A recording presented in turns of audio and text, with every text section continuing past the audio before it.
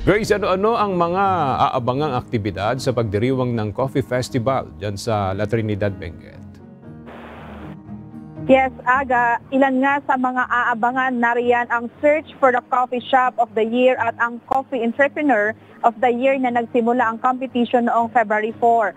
Ang iba pang highlight ay ang farm tour ng iba't ibang coffee plantation sa February 12 at ang Coffee Farmers Day sa February 14. Ipapakita ang mga produktong kape at ihahain ang free coffee sa mga lugar.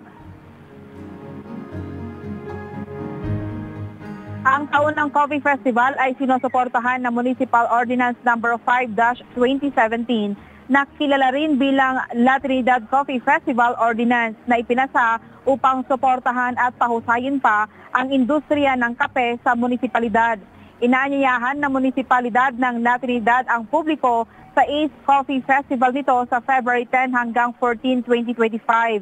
Ayon kay Nida Organo, ang Municipal Agriculturist ng La Trinidad, ang taunang festival ay naglalayong isulong ang La Trinidad bilang isa sa pinakamasarap na kape sa lalawigan at sa rehiyon ng Cordillera. Hinihikayat din ito ang mga lokal na magsasaka na makipagtulungan sa iba't ibang stakeholders sa industriya ng kape para sa iba pang suporta at mga pagpapabuti ng kanilang tanim na kape. Ang purpose nito is to promote our coffee growers, to give them more inspiration, and to take this opportunity as a market match encounter for the growers, to the buyers, and the coffee shops.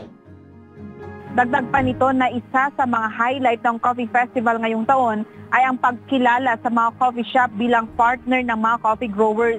Noong nakaraan, ang selebrasyon ay nakatuon sa mga producer at growers.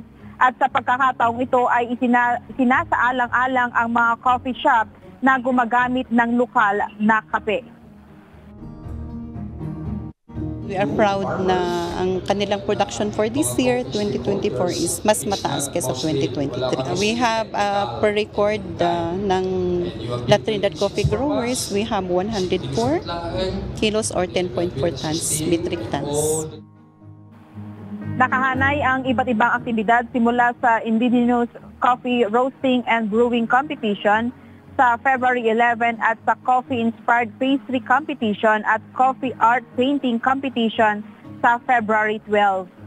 Aga, inorganisa ng La Trinidad Coffee Shop Stakeholders Association Incorporated ang second Latte Art Throwdown kung saan maaaring lumahok ang mga professional at estudyanteng barista sa February 13. Yan muna ang balita mula dito sa La Trinidad, Benguet. Balik sa'yo, Aga. Okay, maraming salamat, Grace Doctolero.